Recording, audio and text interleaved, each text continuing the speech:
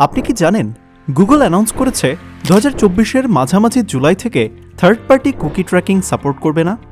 কিন্তু গুগল এখনও additional time allow করছে ও ইন্ডাস্ট্রি ফিডব্যাক সার্ভে করছে। যদি সবকিছু প্ল্যান অনুযায়ী হয় তাহলে 2024 সালের শেষের দিকে থার্ড পার্টি কুকি ট্র্যাকিং বন্ধ হয়ে যাবে।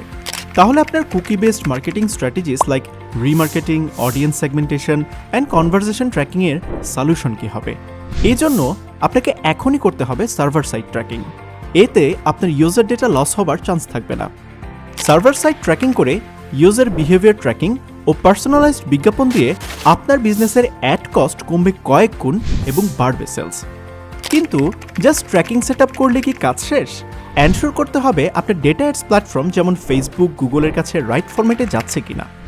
এইসব প্রশ্নের উত্তর যদি আপনার কাছে না থাকে তাহলে ইন্টেলেক্ট আইটি আপনাকে দিচ্ছে ওয়ান স্টপ সলিউশন, যেখানে ফেসবুক পিক্সেল থেকে শুরু করে সার্ভার সাইড ট্র্যাকিং রাইট ফরম্যাটে সেট আপ করে দেওয়া হয়। ফ্রি কনসালটেন্সি পেতে এখনই যোগাযোগ করুন আমাদের সাথে।